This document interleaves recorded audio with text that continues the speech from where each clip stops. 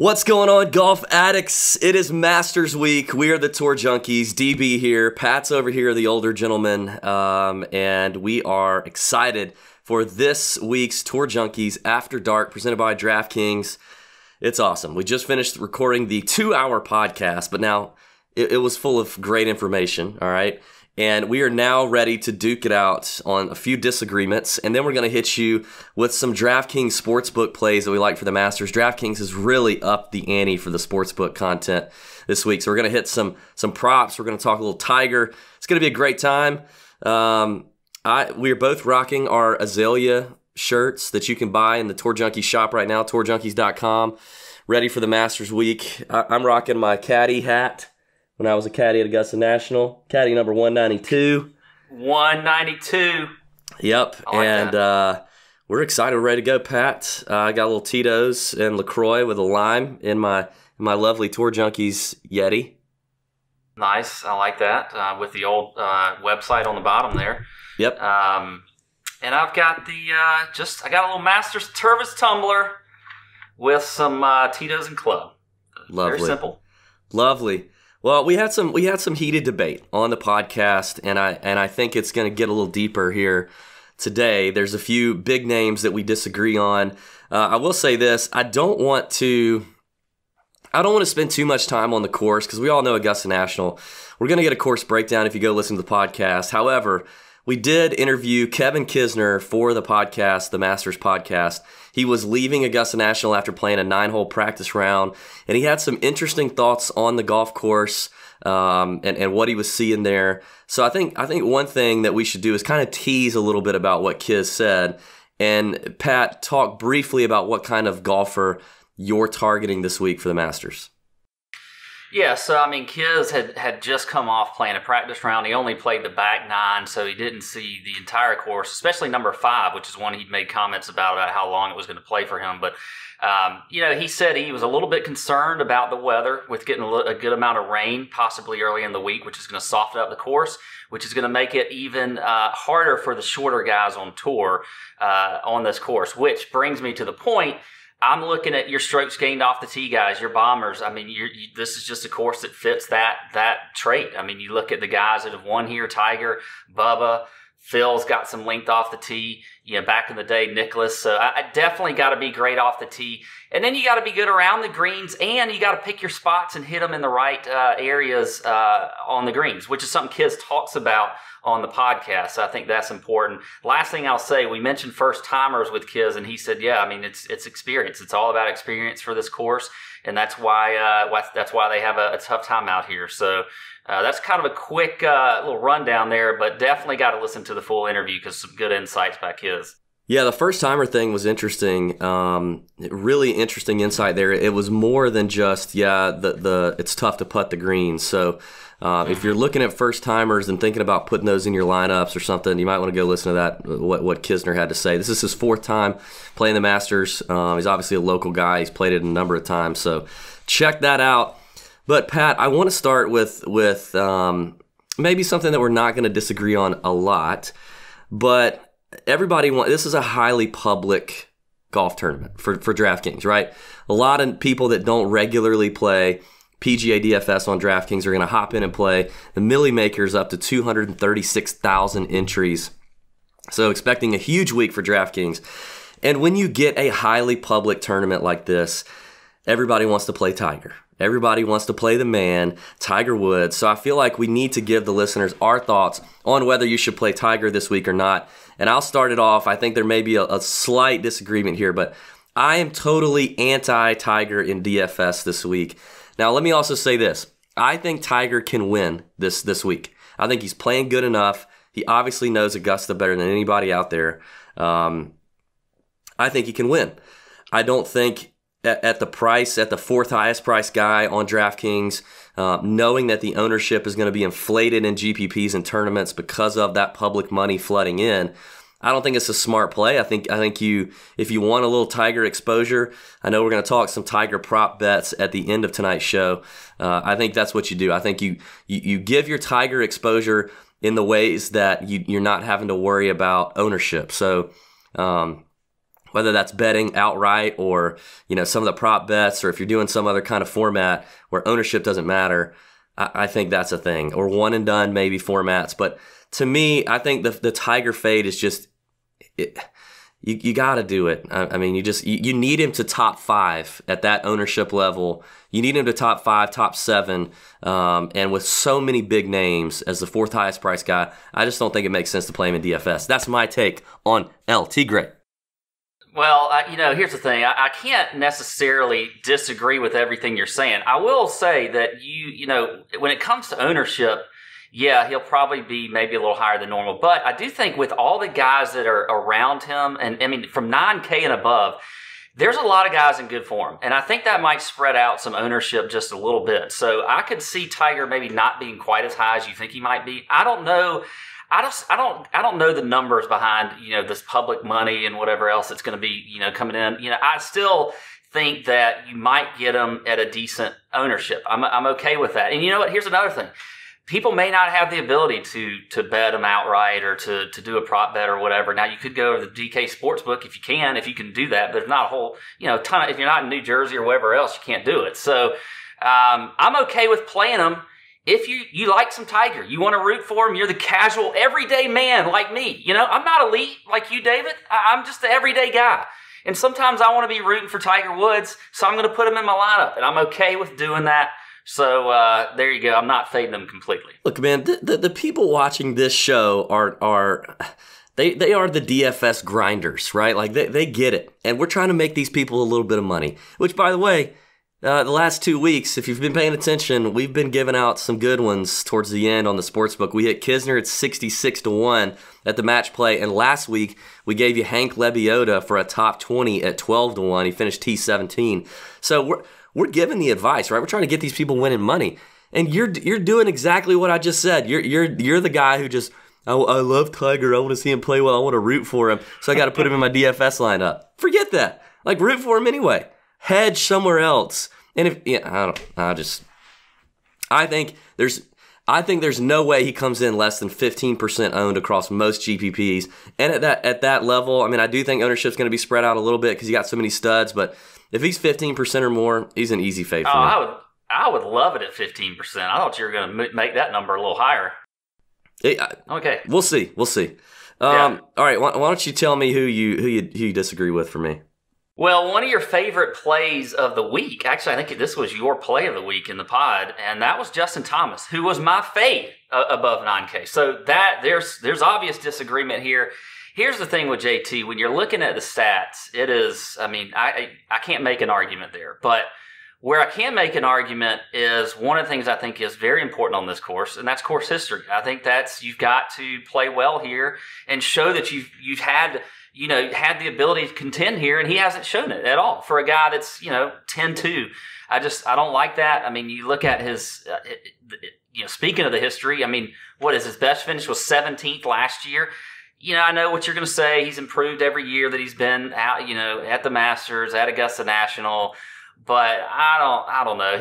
Just not ever seeing him actually, in the hunt on a Sunday makes me pause and makes me want to maybe come off of him for a different guy this week.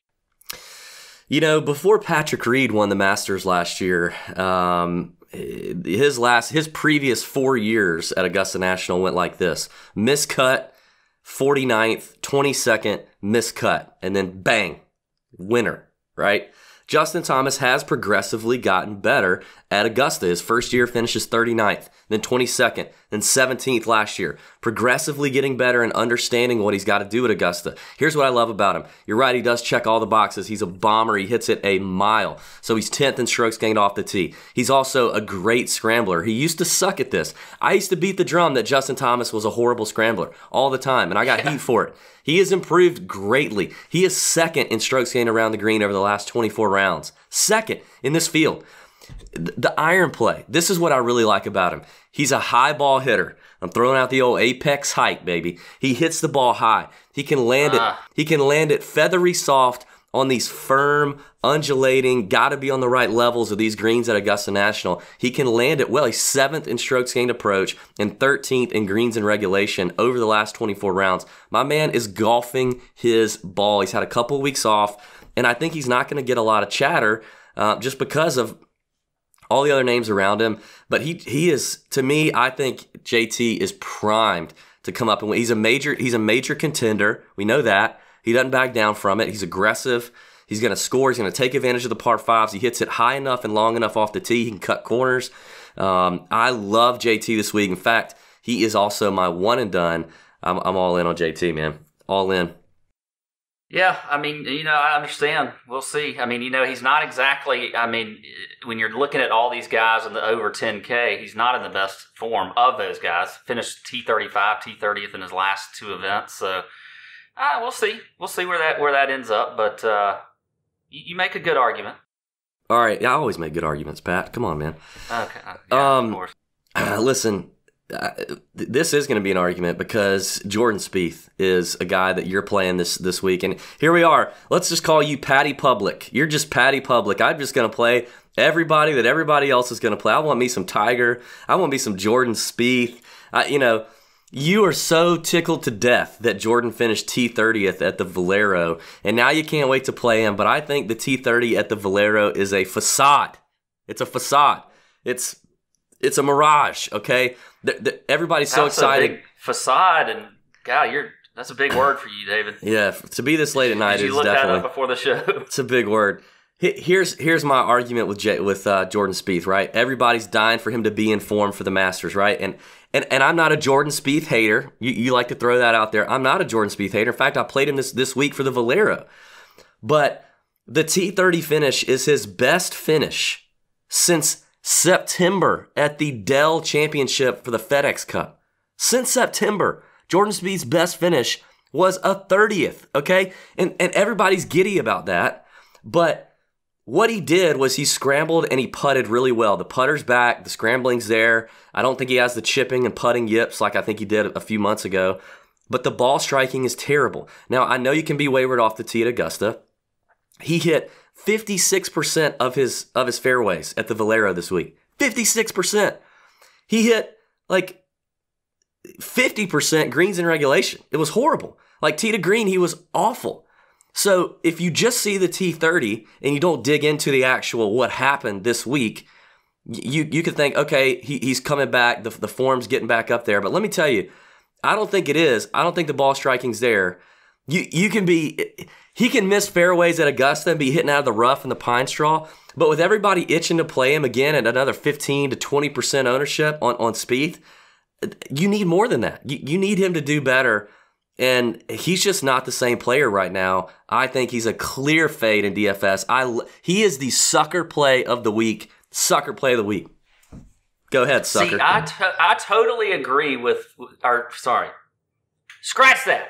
I totally disagree with what you're saying as far as Joe Public. What is everybody in the world talking about with Jordan Spieth? What is every writer? What is every DFS tout out there talking about?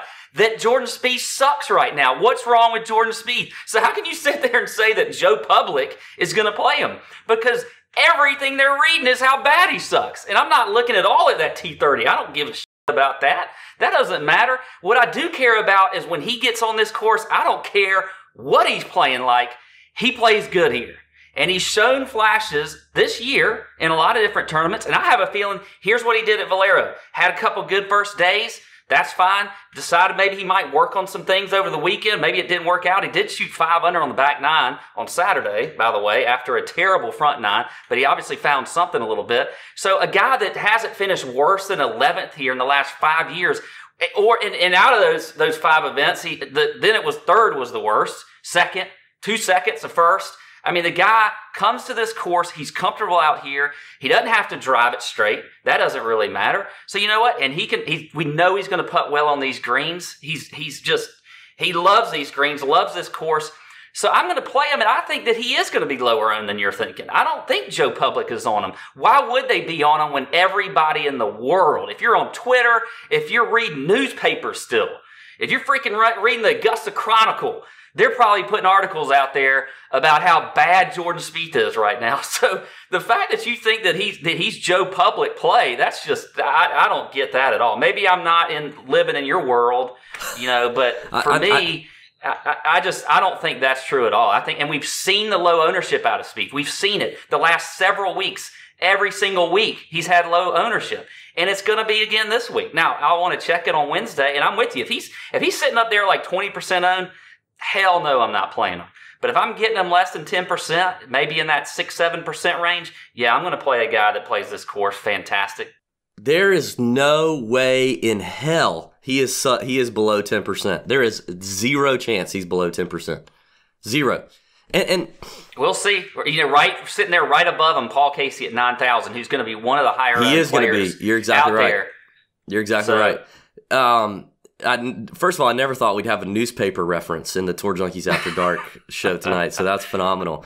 But Jordan Spieth is a fan favorite here at Augusta. Everybody's going to know that course history you just rattled off, and it's incredible. That's when the public money is going to overflow, and the ownership is going to be driven up, and people have been wanting to play him because they saw him. We talked about this a couple weeks ago at the match play. He flashed a little bit of form. He won a matchup. And he flashed a little bit of form, and everybody's like, "Ooh, maybe he's figuring it out." So then the Valero comes, and now he's T30. I'm just telling you, there is no way he's less than 10%. I'll be shocked if he's less than 15% in the Millie Maker come Thursday at lineup lock. Shocked. We'll see. That's enough on Spieth. I will say this. I do agree. I think that everybody does want a reason to play Spieth, especially at the Masters. They've been looking at that all year long, and that in itself could drive that ownership up. I still totally disagree that he's some sort of public favorite right now when all that you see in the news, podcasts, whatever else is hating on Jordan Spieth in his game. All right, what else you got? Well, I'm going to talk another big figure when it comes to Augusta National, and that's Phil Mickelson. A guy not coming in good form at all. I mean, if you look at better than Jordan, but yeah, yeah. Well, I guess. I mean, at least Jordan made a cut. Mickelson's coming off 2 straight missed cuts. Obviously he has played well, but he's getting up there in age. And he's really not, he's not checking a ton of boxes. 48th in the field off the tee, 56 in strokes gained on par 5s. He's 62nd in putting over his last 24 rounds, so hasn't really putted all that great. So I don't know. I think Mickelson, look, I love Mickelson. I love the old guys. So I'm a fan of Mickelson. I will be pulling like hell if he's in contention on Sunday. But he is another public guy, like a Spieth, a guy that comes in every year, very, is just always has played well here. But, you look at his last 5 years, hasn't really done all that much on this course. So I'm just not a big fan of Mickelson. I will say the only thing I do like, I do think that price is pretty good at 8,300. So. Yeah, I get the public thing. It's a little counterintuitive to my other arguments with Tiger and Jordan because Phil is obviously a fan favorite. So maybe in the Millie Maker, he's worth a fade with 236,000 entries. But if you're playing in other contests that are maybe a little sharper, a lot of people around the DFS industry are not going to talk up Phil right now for the reasons you just mentioned, 2 missed cuts recently. However, we know Phil in Augusta, it doesn't matter. It doesn't matter the form coming in. And that was, form. He last played at the Players. He's had weeks to rest, to work on the game. We know he's do his Instagram video. Do his Instagram video. He seems more motivated than ever this year. I think he wants to beat Tiger. I think he wants to keep racking up major titles. I think he's very, very motivated. The price is incredibly attractive for a guy like Phil who can score out here. We didn't even talk about the fact that it's an 88-man field. Top 50 in ties make the cut as well as anyone within 10 strokes of the lead. So a large percentage of this field is going to make it through the cut.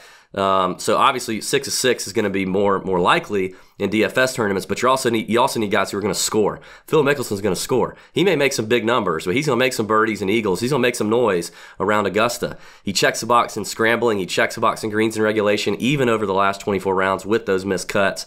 Off the tee, we know he can get a little wild, but he's done that at Augusta, and he's been fine. He's long enough. I love the value with Phil at 8,300 in contests that maybe aren't quite as as public. So if you're playing maybe a higher dollar entry with some sharper guys in there, I just don't think the DFS community is really going to be on him that much. Everybody wants to play Finau, so I think Phil's a lock. I love Phil this week.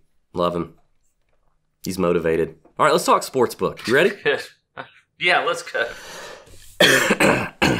Man, excuse me for it's been a long night. Been talking a lot. Yeah, you have. Let's believe me, he's been talking a ton. 2-hour show, a lot of David. Oh God. A couple of prop bets I like. I like a Tiger. So DraftKings, first of all, DraftKings Sportsbook, a ton of offerings here. Not just finish position, but top 20s, top 5s, top 10s, low Euros, low Americans, low, all kind of fun stuff you can bet on. Obviously, matchup bets, group bets, Tiger specials, hole-in-one props, all kind of fun stuff. There's a Tiger prop bet that I like. Will Tiger make 2 or more eagles in the golf tournament? Yes, is at plus 450, so 4.5 to 1. I'll take the yes on that. I like the 2 eagles for Tiger. 2 pieces of crystal for old Tigre. I like that play at 4.5 to 1. So that's a Tiger prop bet I like. And then also there is a top Aussie line. Where you've obviously got Adam Scott, you got Mark Leishman, Jason Day, but the guy at the bottom of that is Cam Smith, who finished 5th at the Masters last year. Good ball striker, elite scrambler, hit plenty long enough at Augusta. He's at 4.5 to 1 as well. There's only 4 Aussies that they've got listed: Day, Leishman, Scott, and Cam Smith. Out of 4 guys, why not take the guy with the longer odds, the guy who finished 5th last year? I like Cam Smith at 4.5 to 1. So there's a couple prop bets I like. Pat, why don't you hit me with any prop bets you have, and then we'll maybe talk about a little bit of outright. Well, actually, you stole one of my Tiger ones. Is that one? It was the 2 Eagle ones. I like that one. I think that's a good play.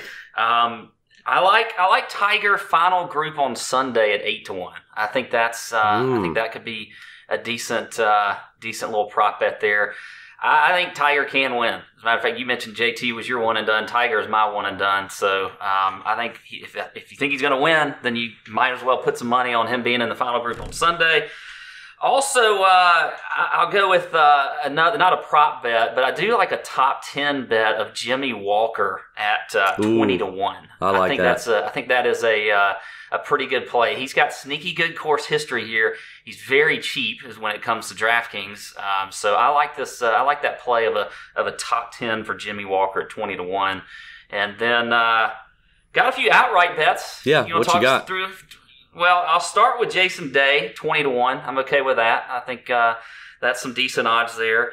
Moving up, I like Casey at 25 to 1. I like Louis Oosthuizen at 40 to 1. I think that's a good play. And then Ian Poulter at 70 to 1. Also, I think it's a good play. My 2 long shots, very long, are Keith Mitchell, a first-timer, at 151, but a guy coming in great form. Put a small unit on it. You never know. We might get a first-time winner this year. Guy that's from the University of Georgia is going to have a lot of people pulling him on, and he fits the bill here as far as the profile of this course and player. So 150 to 1, I like that. And then, if you want to go even longer on Jimmy Walker, hey, maybe throw out 250 to 1 on Jimmy Walker to win. So there you go. Those are my bets that I've got for this week. I like Jimmy Walker this week a lot. I like him in DFS. I like betting on him. I think that's a good move. Great history here. Long hitter. Decent. Finished 30th at the Valero this week. Good putter. I like him. Oh, he tied with Spieth. Yep. Yep. Woo! The shortest odds I'm going to go are Hideki, 28 to 1. I like Hideki. Great history here. Great ball striker. It just needs a few putts to drop, and he could win the Masters. So I like Hideki. I love Gary Woodland at 50 to 1. Gary Woodland's history here is atrocious, but there's no reason it should be. It's been historically because the putter sucks, but he's a bomber. He's a great ball striker, and the putter has improved this year. So Gary Woodland at 50 to 1. I like that a lot. Local boy Charles Howell III at 80 to 1. It's shocking that he hasn't been able to play here more. He's just such a money-making machine on the PGA Tour. Plenty familiarity with Augusta National from Augusta. But at 80-1, he's another bomber, ball striker who I could just see it clicking for late in the day or late in the week. And then I had Jimmy Walker at 250-1, man. I love it. So those are some long shots. Good stuff, Pat. P Unit. It's time to go to bed, man. We've had a long night. Yeah. Thank you guys for watching. May your screens be green. We got a ton of great content over on tourjunkies.com, and be sure and check out the podcast. Listen to that Kevin Kisner interview. And get in the DraftKings Millie Maker. Come in there and win some money with us. See ya!